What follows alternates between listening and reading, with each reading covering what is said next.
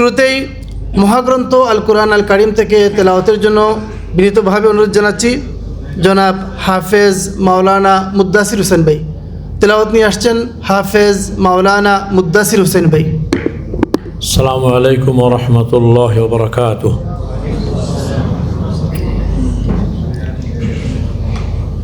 আউযু বিল্লাহি মিনাশ শাইতানির রাজীম। বিসমিল্লাহির রহমানির রহিম। ومن أظلم ممن افترى على الله الكذب وهو يدعى إلى الإسلام والله لا يهدي القوم الظالمين يريدون ليطفئوا نور الله بأفواههم والله متم نوره ولو كره الكافرون هو الذي أرسل رسوله بالهدى ودين الحق ليظهره على الدين كله ولو كره المشركون يا أيها الذين آمنوا هل أدلكم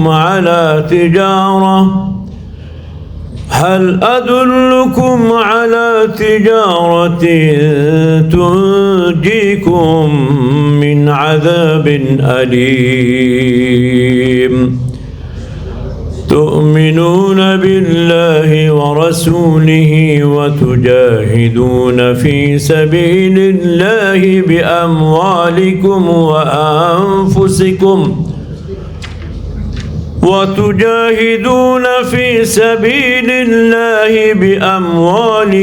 وأنفسكم ذلكم خير لكم إن كنتم تعلمون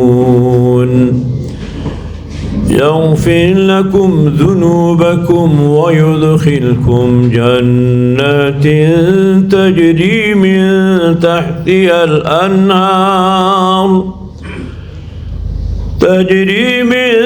تحتها الأنهار ومساكن طيبة في جنات عدن ذلك الفوز العظيم وأخرى تحبونها نصر من الله وفتح قريب وبشر المؤمنين يا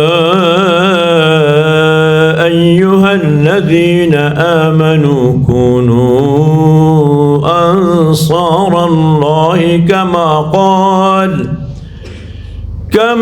قال عيسى ابن مريم للحواريين من أنصاري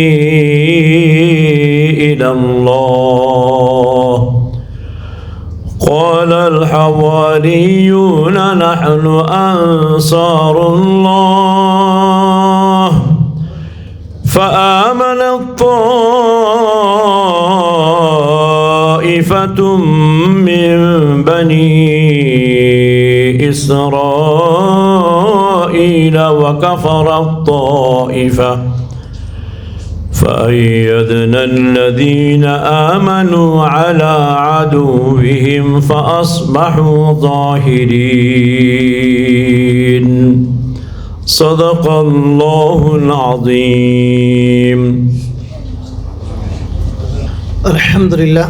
আমরা মানবতার সংবিধান মহাগ্রন্থ আল কুরআন আল কারিম থেকে হৃদয় শীতল করা কুরআন আল কারিম তেলাওয়াত শুনছিলাম শ্রদ্ধাভাজন দায়িত্বশীল জনাব হাফেজ মাওলানা মুদ্দাসির হোসেন ভাইয়ের কাছ থেকে। এই পর্যায়ে একটি ইসলামী সঙ্গীত পেশ করার জন্য আমি বিনীতভাবে অনুরোধ জানাচ্ছি জনাব মোহাম্মদ আতিকুর রহমান ভাইকে। ইসলামী সঙ্গীত নিয়ে আসছেন জনাব আতিকুর রহমান ভাই। আসসালামু আলাইকুম ওয়া রাহমাতুল্লাহি ওয়া বারাকাতুহু।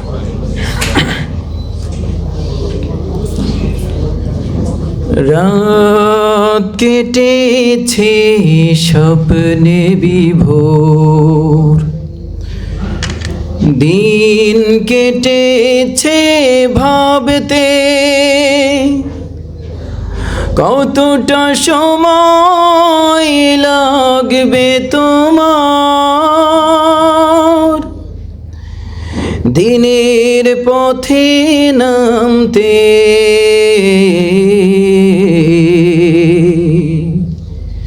দিনের পথে নামতে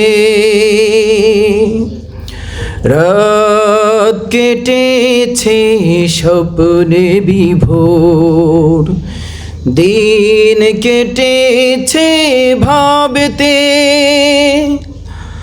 কতটা সময় লাগবে তোমার দিনের পথে নামতে। দিনের পথে নামতে সামনে রয়েছে দূরের যাত্রা, বিভীষিকাময় রাত্রি, রয়েছে সাপদ অরণ্য ঘন, দুর্বল অভিযাত্রী। জানলে কি আর এই পথে কখনো, জানলে কি আর এই পথে কখনো অসময়ে তুমি আসতে। রাত কেটেছে স্বপ্নে বিভোর, দিন কেটেছে ভাবতে কতটা সময় লাগবে তোমার দিনের পথে নামতে। দিনের পথে নামতে সময় তোমার করবে না ক্ষমা, অক্ষমতার জন্যে তোমার বিচার করবে দেখো সহসা জনারণ্যে। ভেঙে ফেলো এই স্বপ্ন প্রাসাদ, নেমে এসো রাজপথে। জনতা মিছিল সঙ্গ দেবে একসাথে একমতে। হাত তুলে ওরা দোয়া করে দেখো, হাত তুলে ওরা দোয়া করে দেখো বিজয় তোমার আনতে। রাত কেটেছে স্বপ্নে বিভোর, দিন কেটেছে ভাবতে কতটা সময় লাগবে তোমার দিনের পথে নামতে। দিনের পথে নামতে। আসসালামু আলাইকুম ওয়া রাহমাতুল্লাহ। আলহামদুলিল্লাহ, ইসলামী সঙ্গীতের মাধ্যমে আমাদেরকে যে আহ্বান করা হলো অতি দ্রুত অতি সত্বর, আর কোনো অবহেলা নয়, পিছনে তাকানো নয়। আজকের এই মুহূর্তে থেকে আমাদেরকে সিদ্ধান্ত নেওয়া দরকার, আল্লাহর দিনের রাস্তায় আমরা এখন থেকেই নেমে যাব ইনশাআল্লাহ। এ পর্যায়ে আমাদের কর্মসূচি হচ্ছে দারসুল কোরআন। দারসুল কোরআন পেশ করবেন আমাদের সকলের প্রিয় ভাই জনাব হাফেজ মাওলানা আরিফিন সাদি ভাই। মোহতারাম মাওলানা আরিফিন সাদি ভাইকে মহাগ্রন্থ আল কোরআন আল কারিম থেকে দার্স পেশ করার জন্য বিনীতভাবে অনুরোধ জানাচ্ছি। আসসালামু আলাইকুম ওয়া রাহমাতুল্লাহি ওয়া বারাকাতুহু। আউযু বিল্লাহি মিনাশ শাইতানির রাজীম। বিসমিল্লাহির রহমানির রহিম। يا أيها الذين آمنوا اتقوا الله ولتنظر نفس ولتنظر نفس ما قدمت لغد واتقوا الله إن الله خبير بما تعملون ولا تكونوا كالذين نسوا الله فأنساهم أنفسهم أولئك هم الفاسقون ইরশাদ হচ্ছে, হে ঈমানদারেরা, তোমরা আল্লাহ তাআলাকে ভয় করো এবং প্রত্যেক ব্যক্তি আগামীকালকের জন্য কি পেশ করেছে তা যেন গভীরভাবে ভেবে দেখে। আবারও বলছি, আল্লাহ তাআলাকে ভয় করো। নিশ্চয় তোমরা যা করো সে ব্যাপারে আল্লাহ তাআলার কাছে খবর রয়েছে। তোমরা তাদের মতো হয়েও না যারা আল্লাহ তাআলাকে ভুলে যায়। এর ফলে আল্লাহ তাআলা তাদের আত্মপরিচয় ভুলিয়ে দেন, আর তারা হলো পাপিষ্ঠ ও ফাসিক। সাদাকাল্লাহুল আযীম। আলহামদুলিল্লাহি ওয়াহদাহ ওয়াসসালাতু ওয়াসসালামু আলা মান লা নাবিয়্যা বা'দাহ, আম্মা বা'দ। সম্মানিত উলামা ইকরাম, আমি আপনাদের সামনে সূরা হাশরের 18 ও 19 নং আয়াত তেলাওয়াত করেছি। আল্লাহ তাআলা যদি চান তাহলে এই দুটি আয়াতের আলোকে উলামায়ে কেরামের আত্মসমালোচনা এই শিরোনামে আপনাদের সামনে কিছু আলোচনা পেশ করার চেষ্টা করব ইনশাআল্লাহ তাআলা। ওমা তৌফিক ইল্লা বিল্লাহ, আলাইহি তাওয়াক্কালতু ওয়া ইলাইহি উনীব। রব্বি ইশরাহ লি সাদরি ওয়া ইয়াসসির লি আমরি ওয়াহলুল উকদাতাম মিন লিসানি ইয়াফকাহু কওলি। এই সূরাটির নাম সূরা হাশর, যা সূরার দ্বিতীয় আয়াত থেকে নেওয়া হয়েছে। এর আরও একটি নাম রয়েছে সূরাতু বনী নযীর। এর শানে নজুল হলো যে বনু নযীর, যে ইহুদি গোত্র, যারা মদিনা শহর থেকে প্রায় 2 মাইল দূরে অবস্থান করত, তাদেরকে মৌলিকভাবে 3টি অপরাধের কারণে যখন আল্লাহ তাআলার নির্দেশে মদিনা থেকে বহিষ্কার করা হলো, তখনই এই সূরাটি নাজিল হয়েছে। তাদের মৌলিকভাবে অপরাধ ছিল 3টি। এক, তারা আন্তর্জাতিক অপরাধ করেছিল, অর্থাৎ বিদেশি শক্তির সাথে আতাত করে মুহাম্মদুর রাসূলুল্লাহ সাল্লাল্লাহু আলাইহি ওয়াসাল্লাম এবং তার সাথীদেরকে কিভাবে নাজেহাল করা যায় এবং তাদের উপর আক্রমণ করানো যায় এই চেষ্টা করছিল। দ্বিতীয় অপরাধ, তারা নবীকে হত্যার পরিকল্পনা করেছিল। আর তৃতীয় অপরাধ হলো দেশের অভ্যন্তরে বিশৃঙ্খলা সৃষ্টি করা, ইফটিজিং করা, এবং তাদের এই অপরাধের মাত্রা দিন দিন এতই বেড়ে যাচ্ছিল যে খুনোখুনি পর্যন্ত হয়ে যাচ্ছিল। সর্বশেষ যখন রাসূল সাল্লাল্লাহু আলাইহি ওয়াসাল্লামকে হত্যার পরিকল্পনা নেয়, তখন আল্লাহ তাআলা নবীকে নির্দেশ করেন, আপনি এখান থেকে সরে যান এবং তাদের ব্যাপারে এই কঠিন সিদ্ধান্ত নিন। ইহুদি গোত্র, এই বনু নযীর এবং অন্যান্য ইহুদি গোত্রের, তাদের কাছে কিতাব ছিল, কিন্তু এই কিতাব থাকার পরেও তাদের চারিত্রিক অধঃপতন হয়ে গিয়েছিল। তাদের অধঃপতন এতটাই অতল তলায় চলে গিয়েছিল যে আল্লাহ তাআলার নির্দেশে রাসূল সাল্লাল্লাহু আলাইহি ওয়াসাল্লাম এবং পরবর্তীতে খোলাফায়ে রাশেদিন তাদেরকে মদিনা এবং তার চারপাশ থেকে বহিষ্কার করতে বাধ্য হয়েছিলেন।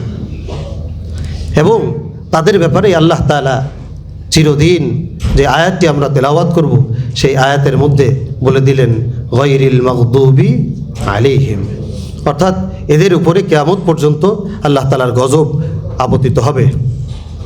সম্মানিত উপস্থিতি, ইহুদি জাতির এই অধঃপতনের মূল কারণ কারা ছিল? ইহুদি জাতির এই অধঃপতনের মূল কারণ ছিল তাদেরই উলামায়ে কেরাম। এটা তিক্ত হলেও সত্য যে তাদের অধঃপতনের মূল কারণ কারা ছিল? তাদেরই উলামায়ে কেরাম, অধিকাংশ উলামায়ে কেরাম। এই বিষয়টি স্বয়ং আল্লাহ তাআলা জানিয়ে দিয়েছেন। আল্লাহ তাআলা বলছেন, ইয়া আইয়ুহাল্লাযীনা আমানু ইন্না কাসীরাম মিনাল আহবারি ওয়ার রুহবানি লা ইয়াকুলুনা আমওয়ালান নাসি বিল বাতিল ওয়া ইয়াসুদ্দুনা আন সাবিলিল্লাহ। হে ঈমানের দাবিদাররা, তোমরা জেনে রাখো, নিশ্চয় ইহুদি আলেমরা এবং দরবেশরা তারাই অন্যায়ভাবে মানুষের মাল ভক্ষণ করে এবং সত্য পথের বাধা হয়ে দাঁড়ায়। তাদের আলেমরা এতটাই জঘন্যভাবে সমাজের মধ্যে বিশৃঙ্খলা সৃষ্টি করেছিল এবং সত্য পথ থেকে মানুষকে বিচ্যুত করার চেষ্টা করছিল, এর কিছু উদাহরণ স্বয়ং আল্লাহ তাআলা কোরআনে তুলে ধরেছেন। তাদের মধ্যে কোনো কোনো আলেম হেদায়েতের টিকিট বিক্রি করত। কি করতো ভাই? হেদায়েতের টিকিট বিক্রি করত। তো এই হেদায়েতের টিকিট বিক্রিকারীর মধ্যে একজন বিজ্ঞ, তাদের স্বনামধন্য আলেমের নাম ছিল কাব ইবনে আশরাফ। এই নামটি আমরা সকলে শুনেছি। সে একবার মক্কায় গেল। আবু সুফিয়ান তাকে জিজ্ঞেস করলো, আচ্ছা ভাই বলো তো, মুহাম্মদ সাল্লাল্লাহু আলাইহি ওয়াসাল্লাম এবং তার সাথীরাই সবচেয়ে বেশি হেদায়েত প্রাপ্ত, হেদায়েতের উপর আছে, নাকি আমরা হেদায়েতের উপর আছি? কে জিজ্ঞেস করছে? আবু সুফিয়ান, অর্থাৎ মুশরিক জিজ্ঞেস করছে কার কাছে? আহলে কিতাবের কাছে। কার ব্যাপারে? কোরআনওয়ালাদের ব্যাপারে। তখন সে তাদেরকে হেদায়েতের সার্টিফিকেট দিয়ে দিল যে তোমরাই সবচেয়ে বেশি হেদায়েতের উপরে রয়েছে। নাউজুবিল্লাহ। তার এই বক্তব্যটি আল্লাহ তাআলা তুলে ধরেছেন সূরা নিসার মধ্যে, আলাম তারা ইলাল্লাযীনা উতু নাসীবাম মিনাল কিতাব ইউমিনুনা বিল জিবতি ওয়াত তাগুতি ওয়া ইয়াকুলুনা লিল্লাযীনা কাফারু হাউলাই আহদা মিনাল্লাযীনা আমানু সাবিলা। হে রাসূল, আপনি কি তাদের বিষয়টা দেখেন না, যারা মূর্তি পূজার উপরে ঈমান এনেছিল এবং তাগুতের উপরে ঈমান এনেছিল, অথচ তাদের কাছে কিতাবের ইলম ছিল? তারাই আবার মুশরিকদেরকে বলছিল হাউলাই আহদা মিনাল্লাযীনা আমানু সাবিলা, মদিনার মুমিনদের থেকেও তোমরা মক্কার মুশরিকরা সবচেয়ে বেশি হেদায়েত প্রাপ্ত। এভাবে হেদায়েতের টিকিট বিক্রি করতো কে? ইহুদি আলেম। শুধু তাই নয়, তাদের মধ্যে কিছু আলেম এরকম ছিল যে তারা কে পথভ্রষ্ট, কে কত বড় পথভ্রষ্ট এই সার্টিফিকেট পর্যন্ত দিত শুধু মতের অমিল হলেই। এর একটি উদাহরণ হলো হযরত আব্দুল্লাহ ইবনে সালাম রাদিয়াল্লাহু আনহুর ইসলাম গ্রহণ। তিনি যখন ইসলাম গ্রহণ করলেন তখন রাসূল সাল্লাল্লাহু আলাইহি ওয়াসাল্লামকে বললেন, ইয়া রাসূলুল্লাহ, আমার ইসলাম গ্রহণটাকে গোপন রাখবেন আর আমার ব্যাপারে ইহুদিদেরকে জিজ্ঞেস করবেন যে আমি আসলে কেমন। তাই করা হলো। রাসূল সাল্লাল্লাহু আলাইহি ওয়াসাল্লাম তাদেরকে জিজ্ঞেস করলেন, তোমাদের মধ্যে আব্দুল্লাহ ইবনে সালামের ব্যাপারে তোমাদের মতামত কি? তো তারা বলছে, আব্দুল্লাহ ইবনে সালাম এ তো অত্যন্ত মহান ব্যক্তি, হিবরুম মিনাল আহবার, অত্যন্ত বড় একজন আলেম। শুধু সে আলেম না, সেই সম্মানিত না, তার 14 গোষ্ঠী সম্মানিত। তখন আব্দুল্লাহ ইবনে সালাম রাদিয়াল্লাহু আনহু পর্দার আড়াল থেকে বের হয়ে এসে বললেন, আমি তো ইসলাম গ্রহণ করেছি। জায়গাতেই তাকে সার্টিফিকেট উল্টিয়ে দিল। বলল যে এ হলো আমাদের সমাজের মধ্যে সবচেয়ে বড় পথভ্রষ্ট, গোমরাহ। শুধু সে গোমরাহ না, সে এতদিন গুপ্ত গোমরাহ ছিল, সেও গোমরাহ, তার 14 গোষ্ঠী গোমরাহ। এভাবে তাদের আলেমরাই সমাজের মধ্যে বিভিন্নভাবে বিভিন্ন ট্যাগ লাগাতো, লাগিয়ে ওয়াসুদ্দুনা আন সাবিলিল্লাহ, আল্লাহর পথ থেকে মানুষকে বাধা দিত। শুধু তাই নয়, বরং তারা সমাজে যারা দুর্নীতিবাজ ছিল, এই দুর্নীতিবাজদের মধ্যে আল্লাহর দ্বীনের প্রচার থেকে নিজেরা তো বিরত থাকতোই, বরং তাদের দলকে ভারী করার জন্য তাদের সাথে জোট কায়েম করত।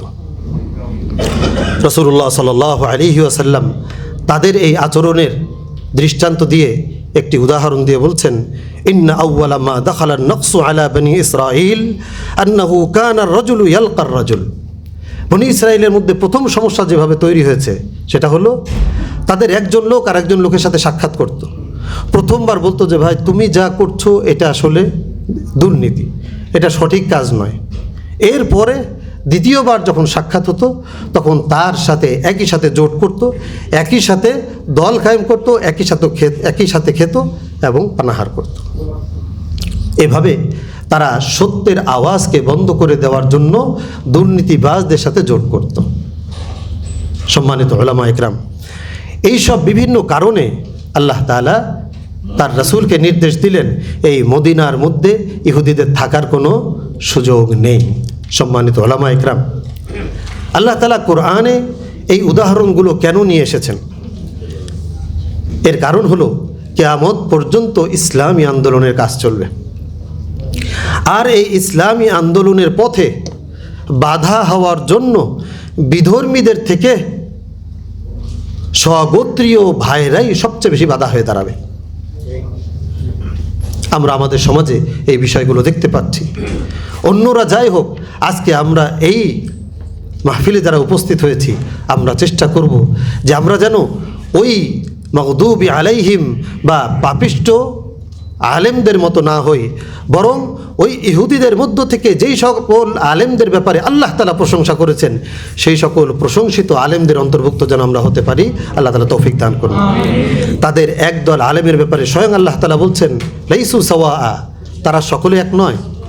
মিন আহলিল কিতাবি উম্মাতুন কাইমা ইয়াতলুনা আয়াতিল্লাহি আনা আল-লাইল, তাদের মধ্যে এক দল রয়েছে যারা রাত দিন আল্লাহ তাআলার ইবাদত করে এবং আল্লাহর দ্বীনের প্রচারের জন্য নিজেদের জীবনকে বিলিয়ে দেয়। সুবহানাল্লাহ। আল্লাহ তাআলা সে সকল আলেমদের মধ্যে আমাদের অন্তর্ভুক্ত হওয়ার তৌফিক দান করুন। সম্মানিত উলামা ইকরাম, সূরা আল হাশরের মৌলিকভাবে আলোচ্য বিষয় 5টি। প্রথমত আল্লাহ তাআলা ইহুদিদের বিষয় নিয়ে আলোচনা করেছেন এবং তাদেরকে বিতাড়িত কেন করা হলো এর কারণ সংক্ষিপ্ত আকারে তুলে ধরেছেন। দ্বিতীয়ত আলোচনা করা হয়েছে মুহাজির এবং আনসার সাহাবীদের ভ্রাতৃত্বের এক উজ্জ্বল দৃষ্টান্ত, যেখানে মুহাজিররা আনসারদেরকে নিজেদের উপরে প্রাধান্য দিত আর আনসাররা নিজেদের উপরে মুহাজিরদেরকে প্রাধান্য দিত। শুধু প্রাধান্যই নয়, বরং এক ভাই আর এক ভাইয়ের আড়ালে দোয়া করত, রব্বানা লা তাজআলনা ওয়াল্লাযীনা জাউ মিন বা'দিহিম ইয়াকুলুনা রব্বানা ইগফির লানা, হে আল্লাহ তুমি আমাদেরকে মাফ করো, ওয়ালি ইখওয়ানিনাল্লাযীনা সাবাকুনা বিল ঈমান, এবং আমাদের যেই ভাইরা ঈমানের দিক দিয়ে আমলের দিক দিয়ে এগিয়ে গেছে আল্লাহ তাদেরকেও তুমি মাফ করে দাও। ওয়ালা তাজআল ফি কুলুবিনা গিল্লান, এবং আমাদের অন্তরে একজনের ব্যাপারে আরেকজনের বিদ্বেষ তুমি দিও না আল্লাহ। রব্বানা ইন্নাকা রাউফুর রহিম। সম্মানিত উলামা ইকরাম, আসুন এই দোয়াটা আমরা প্রত্যেক নামাজের পরে আমরা এক ভাই আরেক ভাইয়ের জন্য, আমি যেই মতাদর্শেরই হোক না কেন, আমি যেই আদর্শকেই লালন করি না কেন, আমি আমার অন্য দ্বীনী ভাইয়ের জন্য এই দোয়াটি করব যে লা তাজআলনা, হে আল্লাহ তুমি আমার অন্তরের মধ্যে অন্য ভাইয়ের ব্যাপারে বিদ্বেষ দিও না। আল্লাহুম্মা আমিন। এরপরে আল্লাহ তাআলা মুনাফিকদের কিছু আচরণের কথা তুলে ধরেছেন। এরপরেই আমি যে আয়াতটি তেলাওয়াত করেছি, অর্থাৎ আত্মসমালোচনার ব্যাপারে আল্লাহ তাআলার নির্দেশের আয়াতকে আল্লাহ তাআলা পেশ করেছেন। এর দ্বারা যেন আল্লাহ তাআলা বলতে চাচ্ছেন, ও ঈমানের দাবিদাররা, আমি তোমাদের কাছে ইহুদিদের উদাহরণ পেশ করলাম, আমি তোমাদের সামনে মুহাজির ও আনসার সাহাবীদের উজ্জ্বল দৃষ্টান্ত পেশ করলাম এবং মুনাফিকদের ষড়যন্ত্রের উদাহরণও পেশ করলাম। এখন ও ঈমানের দাবিদাররা, তোমাদের আমলগুলোকে এই 3টা স্কেল দিয়ে মেপে নাও। তোমার আমলগুলো কি আসলে ইহুদিদের মতো হচ্ছে? তোমার আমলগুলো কি মুহাজির ও আনসার সাহাবীদের মতো হচ্ছে, নাকি তোমার আমলগুলো মুনাফিকদের মতো হচ্ছে? এই ব্যাপারে তোমাকে আত্মসমালোচনা করতে হবে। সম্মানিত উলামা ইকরাম, এই ছিল এই সূরার আলোচ্য বিষয়। এবার আমি যে আয়াত তেলাওয়াত করলাম এই আয়াতের ব্যাপারে কিছু আলোচনা পেশ করব ইনশাআল্লাহ তাআলা। আল্লাহ তাআলা প্রথমেই বলছেন, ইয়া আইয়ুহাল্লাযীনা আমানু ইত্তাকুল্লাহ, হে ঈমানের দাবিদাররা তোমরা আল্লাহ তাআলাকে ভয় করো। তাকওয়ার বিষয় আমরা সকলেই জানি, আমরা অনেক আলোচনা রমজানে করছি, এখানে অধিকাংশই আলোচক রয়েছেন, অনেকেই রয়েছেন আমার উস্তাদ সমতুল্য। তো এখানে তাকওয়ার বিষয় আর বিস্তারিত বলার কিছু নেই, আমি শুধু একটি উদাহরণ দিয়েই তাকওয়ার গুরুত্বটি একটু টাচ করে আমি আমার সামনের দিকে চলে যাব। তাকওয়া কি? হযরত ওমর ইবনুল খাত্তাব রাদিয়াল্লাহু আনহু হযরত উবাই ইবনে কাব রাদিয়াল্লাহু আনহুকে জিজ্ঞেস করলেন, উবাই, মাত তাকওয়া, তাকওয়া কি? তখন উবাই ইবনে কাব রাদিয়াল্লাহু আনহু জিজ্ঞেস করলেন, ইয়া আমির আল মুমিনিন, আমা সালাকতা তরিকান ফিহি শাওকুন, আপনি কি এমন রাস্তায় কখনো হাঁটেননি যে এই রাস্তায় অনেক কাঁটা রয়েছে? তিনি বললেন, হ্যাঁ, নাম। তো তাহলে আপনি কিভাবে হেঁটেছেন? তখন তিনি বললেন যে আমি আমার কাপড়গুলোকে পায়ের গোছার উপরে উঠিয়ে নিয়েছি, কদম রেখেছি সাবধানে, এক পা সামনে দিয়েছি আবার পেছনে এসেছি, এবং খেয়াল রেখেছি কোনো কাঁটা যেন আমার পায়ে বিঁধে না যায়। উবাই ইবনে কাব রাদিয়াল্লাহু আনহু বললেন, এটাই তাকওয়া। তার মানে আমার জীবন চলার পথে আমি যেখানে যার সাথেই চলবো, যেই পরিস্থিতিতেই আমি চলবো, সেখানেই আমি সাবধানে কদম রাখবো। যেখানে আল্লাহ তাআলার সন্তুষ্টি রয়েছে ওখানে কদম রাখবো, আর যেখানে আল্লাহ তাআলার অসন্তুষ্টি রয়েছে সেইখান থেকে আমি আমার কাপড়, আমার শরীর সব কিছুকে বাঁচিয়ে নিব। এটাই হলো তাকওয়া। সম্মানিত উলামা ইকরাম, তাই আসুন এই তাকওয়ার মাসে আমরা বেশি বেশি তাকওয়ার প্র্যাকটিস করার চেষ্টা করি, এবং বিশেষ করে তাকওয়া দিয়ে পাথেয় সংগ্রহ করার চেষ্টা করি। যেমনটি আল্লাহ তাআলা আমাদেরকে বলেছেন, ওয়া তাযাওয়াদু ফাইন্না খায়রাজ যাদি তাকওয়া, তোমরা পাথেয় সংগ্রহ করো, কারণ সবচেয়ে উত্তম পাথেয় হলো এই তাকওয়া। এই তাকওয়ার বিনিময়ে কেবল একমাত্র জান্নাতের মালিক হওয়া যাবে। সুবহানাল্লাহ। আল্লাহ তাআলা বলছেন, তিলকাল জান্নাতুল্লাতী নুরিসু মিন ইবাদিনা মান কানা তাকিয়া, ওই জান্নাতের মালিকানা আমি শুধু দিব তাদেরকেই যারা কেবল মুত্তাকি। এবং ওই জাহান্নাম থেকে বাঁচার জন্য একমাত্র পাথেয় হলো এই তাকওয়া। আল্লাহ তাআলা বলছেন, সুম্মা নুনাজ্জিল্লাযীনা তাকাউ ওয়া নাযারু যালিমিনা ফিহা জাসিয়া, ওই জাহান্নাম থেকে বাঁচাবো আমি একমাত্র তাদেরকেই যারা এই তাকওয়া দিয়ে নিজেদের পাথেয় সংগ্রহ করেছে। সুবহানাল্লাহ। আল্লাহ তাআলা আমাদের সকলকে পর্যাপ্ত তাকওয়ার মালিক বানিয়ে দিন, যেই তাকওয়ার বিনিময়ে আমরা জান্নাতের মালিক হতে পারবো এবং জাহান্নাম থেকে নিজেদেরকে মুক্ত রাখতে পারবো। সম্মানিত উলামা ইকরাম, এই তাকওয়ার নির্দেশের পরে আল্লাহ তাআলা বললেন, ওয়াল তানজুর নাফসুম মা কদ্দামাত লিগাদ, প্রত্যেকটা ব্যক্তি নফস সে যেন একটু ভেবে দেখে আগামীকালকের জন্য, অর্থাৎ আল্লাহ তাআলার কাছে পেশ করার জন্য সে কি আমল করেছে, এটা যেন গভীরভাবে সে ভেবে দেখে। এই বিষয়টিকে গুরুত্ব দেওয়ার জন্য আল্লাহ তাআলা পরে আবারও বললেন, ওয়াত্তাকুল্লাহ। অর্থাৎ ইমাম রাজি রহমতুল্লাহি আলাইহি উনি বলছেন, দুই তাকওয়ার মাঝখানে আল্লাহ তাআলা আত্মসমালোচনার এই জুমলাটি নিয়ে আসার মাধ্যমে এটাই প্রমাণ করছেন যে আত্মসমালোচনা একজন মুমিনের জন্য অনেক গুরুত্বপূর্ণ একটি ইবাদত। সুবহানাল্লাহ। প্রিয় ভাই আমার, আত্মসমালোচনা, নিজেকে নিয়ে সমালোচনা করার নামই হলো আত্মসমালোচনা। ইবনুল কাইয়িম রাহিমাহুল্লাহ উনি আত্মসমালোচনার পরিচয় দিতে গিয়ে বলেন, আত-তাময়িজু বাইনা মা লাহু ওয়া মা আলাইহি, কোন কাজটা তার করা উচিত আর কোন কাজটি করা উচিত না, এই দুইয়ের মধ্যে পার্থক্য করতে পারার নামই হলো আত্মসমালোচনা। এটা এতটাই গুরুত্বপূর্ণ একটি ইবাদত যে ইবাদতটি স্বয়ং রাসূল করিম সাল্লাল্লাহু আলাইহি ওয়াসাল্লাম দিনে 100 বার করে করতেন।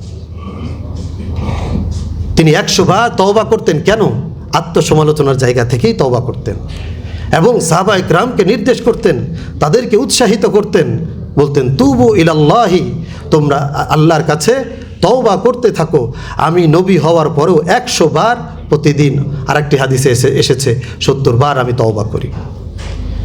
এবং সাহাবায়ে কেরামকে বলতেন যে আল কাইয়িসু মান দানা নাফসাহ, বুদ্ধিমান হলো ওই ব্যক্তি যেই ব্যক্তি নিজের আমলগুলোকে প্রতিদিন একবার করে হলেও হিসাব করে। হযরত ওমর ইবনুল খাত্তাব রাদিয়াল্লাহু আনহু নিয়মিত আত্মসমালোচনা করতেন, আর তার আত্মসমালোচনার ধরনটা ছিল আরেকটু ভিন্ন। তিনি একটা নির্জন জায়গায় চলে যেতেন। হযরত আনাস রাদিয়াল্লাহু আনহু বলছেন যে তিনি একটি নির্জন জায়গায় যেতেন, যে বলতেন, ওমর আমির আল মুমিনিন ইবনুল খাত্তাব বাখিন বাখিন ওয়াল্লাহি লাতাত্তাকিয়ান্নাল্লাহা আও লা ইউআযযিবান্নাক। ওমর, তুমি তো আমিরুল মুমিনিন, তাই না? তুমি তো ওমর ইবনুল খাত্তাব, তাই না? সাবধান, হুঁশিয়ার হয়ে যাও, আল্লাহকে ভয় করো, না তো আল্লাহর শাস্তির মুখোমুখি হওয়ার জন্য রেডি হয়ে যাও। এভাবে তাবেঈদের জীবনও যদি আমরা দেখি, দেখব যে তারাও এই আত্মসমালোচনাকে অত্যন্ত গুরুত্ব দিতেন। প্রসিদ্ধ তাবেঈ হযরত আহনাফ ইবনে কায়েস রাদিয়াল্লাহু আনহু, তিনি রাসূলের জীবদ্দশায় ইসলাম গ্রহণ করেছিলেন, কিন্তু যখন রাসূল ইন্তেকাল করলেন তার গোত্রের প্রভাবে তিনি কিছুদিনের জন্য মুরতাদ হয়ে গিয়েছিলেন, নাউজুবিল্লাহ।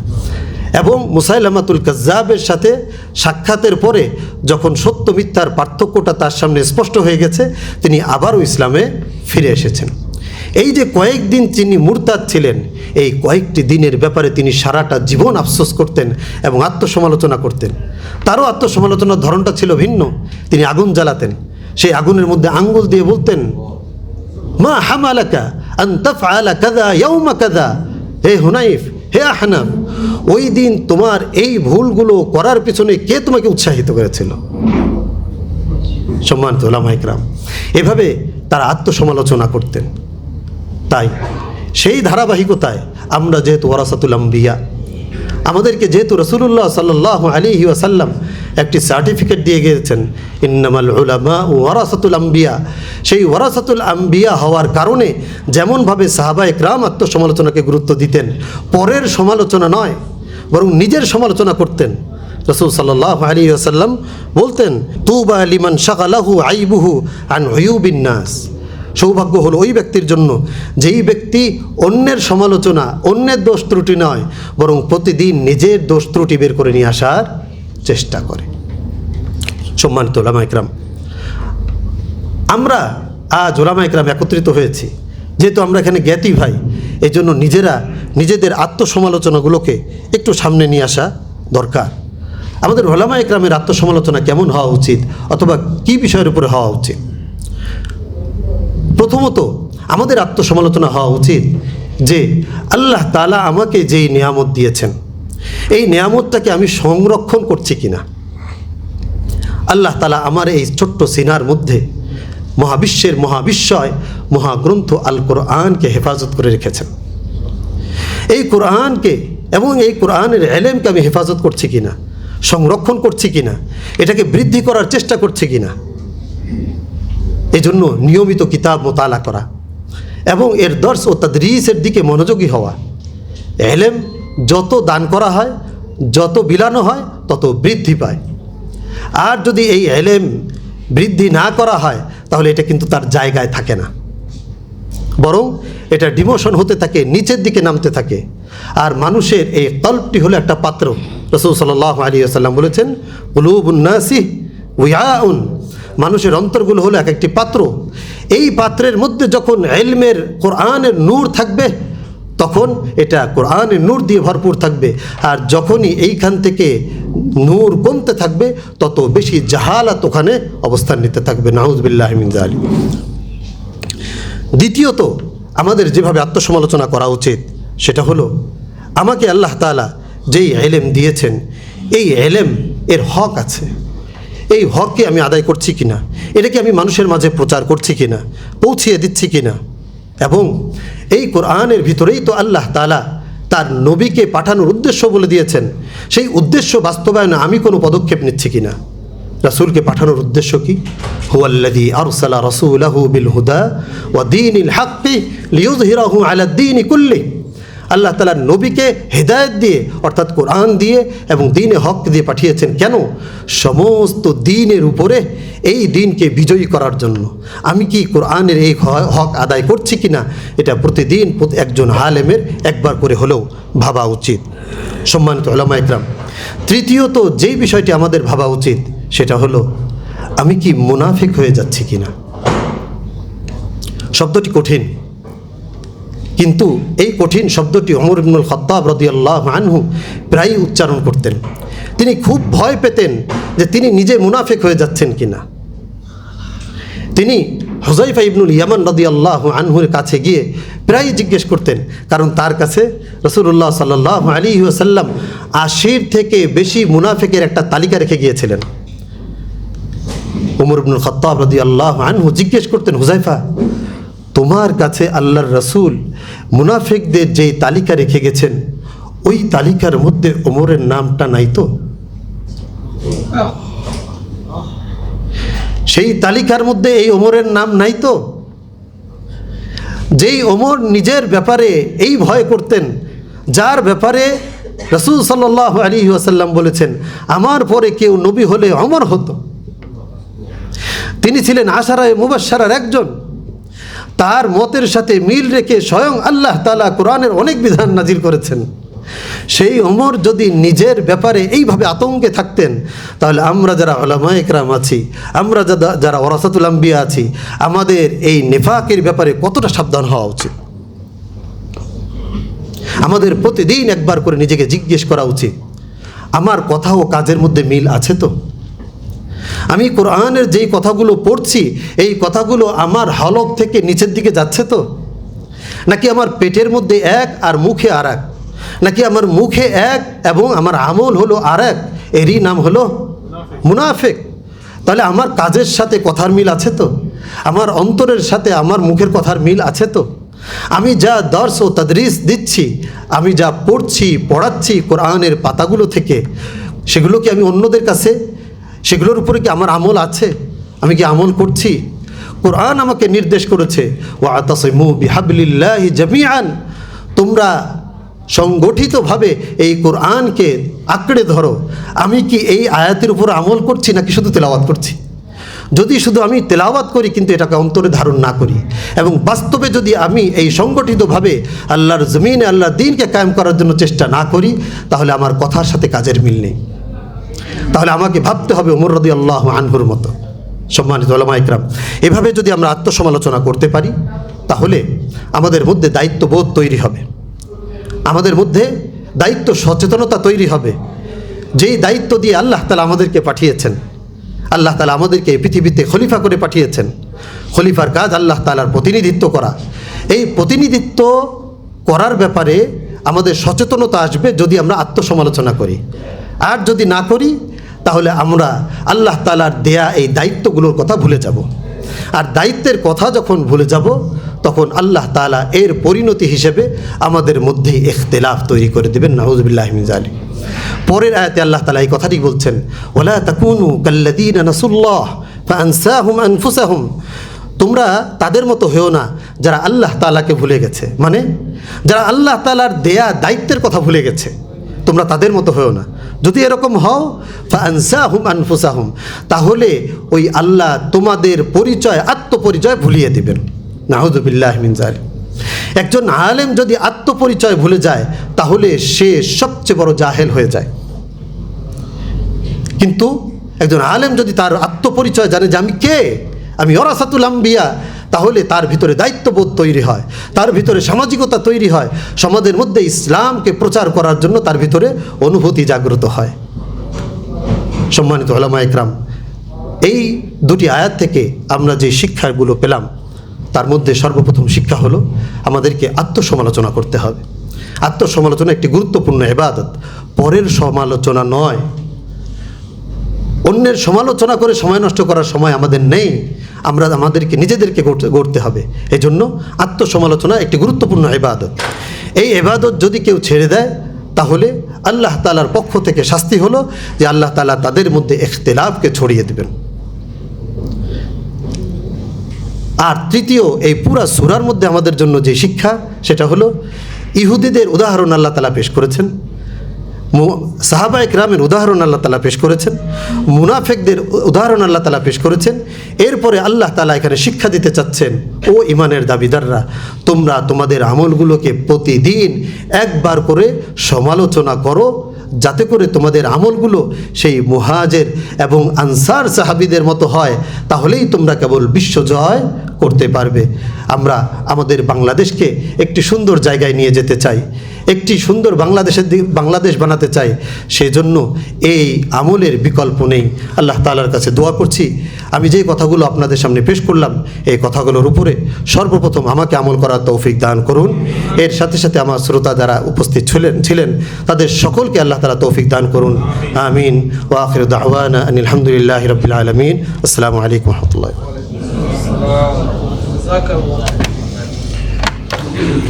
আলহামদুলিল্লাহ, আমরা এতক্ষণ মহাগ্রন্থ আল কোরআন আল কারিম থেকে গুরুত্বপূর্ণ বিষয়ের উপরে দার্স শুনছিলাম।